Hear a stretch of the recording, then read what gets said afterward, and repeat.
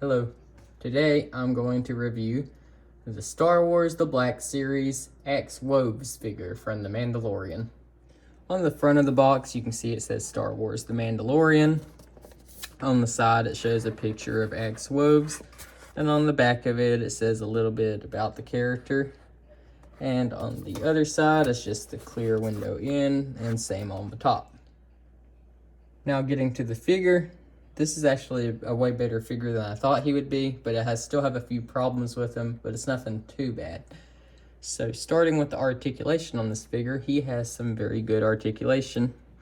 So he has some on his feet, and he has some on his knees, which you can bend back. I like how he has so much there.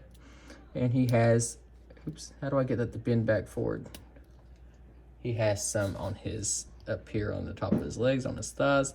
You can also bend him sideways like that, like most of the figures can. And let me get his leg to bend forward. There we go. I got it to bend a little bit. Maybe the other one will do better. The legs are always a little bit tricky to bend. But anyway, you can see he has articulation up on his arms. Let me undo that pose. And he has some on his shoulders, on his elbows, on his hands. Hang on, let me get that elbow. Oh, as I say, these jetpacks always keep falling off and I'm trying to bend the figures around. Yeah, he has some on his elbows, and even these little flappy shoulder pads bend. And of course he has some on his head, and his little visor also comes up and down, which is very fun to play with. Now in terms of the bag thing that I was talking about, it seems that everybody's is like this that has this figure. You might notice something about his helmet, which is how stretched out it is, and then how thin it is on this side. It's because I guess the factory warps the helmets on these, which can be fixed. And I've heard a lot of people say you can do it with like hot water or a hair dryer or something. Personally, I don't really want to do that to any of my figures though, because I'm kind of scared of like something falling off or breaking or burning. So I guess you'll be stuck like this. But the problem with the helmet being warped isn't even really how it looks for me.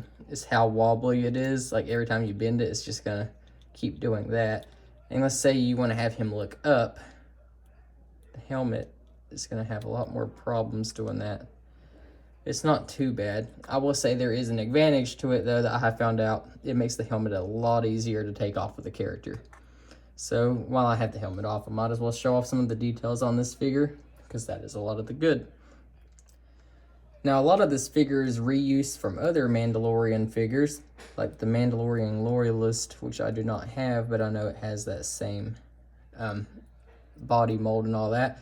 I think a few of these pieces are new, though, so I don't know exactly if that's what it's from, or it might just all be new molds. The head mold is new, though. Looks very photorealistic, like the character in the show. And especially with Mandalorian Season 3 being out now and him coming and playing a bigger part in this season, I'd imagine there will be more demand for this figure. But you can see he has a lot of little details like his hair. You can see the fabric running down in a lot of places.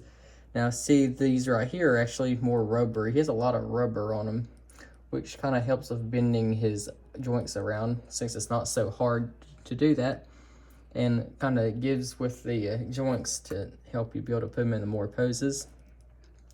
And around his armor and stuff, you can see it's not really shiny, but it's got some kind of sheen tint to it, I guess you could say. But he does have a lot of shininess on his little scratches right here where he has been through some battle damage. He even has some around his little thigh plates right here. And he has these two blue knee pads, which do not get in the way of bending his knees, so I really do like those. He has a lot of little details in his boots, along with some seams on the shoes. Has some little peg holes so that you can stick him on a stand. And he even has some little battle damaged scratches that are also real shiny on his shoulder plates.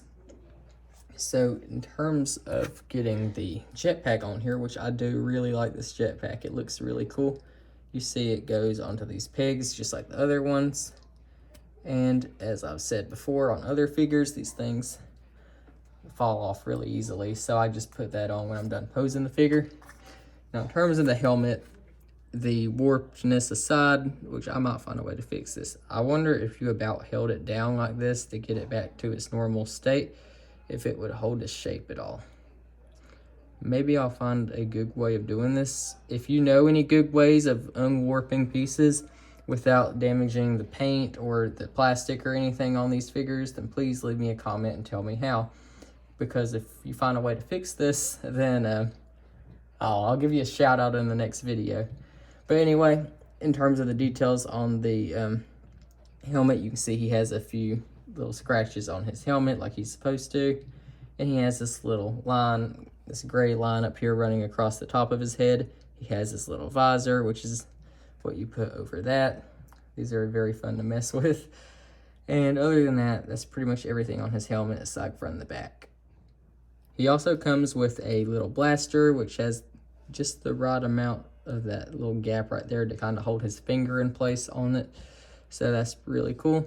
And I like to personally keep my figure like this. Hang on. You see as I have him in the thumbnail, kind of like having two hands on his gun, since that's how he is a lot in the show. And let me put his helmet back on. As I've said, with it being warped, one other thing, I haven't said this part though, is, let me get some light into here. The helmet always ends up going on sideways, and you had to kind of keep bending it just to get it into that right amount. There we go. There we go. Okay, that looks a lot better. But yeah, there is the figure posed with his helmet back on in an actual pose. And as I've said about the helmet, it's pretty bad, but it's not so bad that it's going to ruin the figure. But if you have Bo-Katan and Casca Reeves, then you might as well pick up him too. I do not have Casca though, but I do have Bo-Katan. I just haven't reviewed her yet. But if you have all three of those, then you would have the Night Owls. And that would actually be one of the Mandalorian clans that they have completed, I guess. Overall, I give this figure I'm going to say 7 out of 10. The helmet kind of messes it up for me a little bit, but the rest of the figure is very good. I just wish it wasn't the helmet that they messed up on, being that that's kind of what makes a Mandalorian is the helmet. Or at least in figure form, that's kind of what makes them a Mandalorian. But other than that, this is a very good figure. So thank you for watching, and goodbye.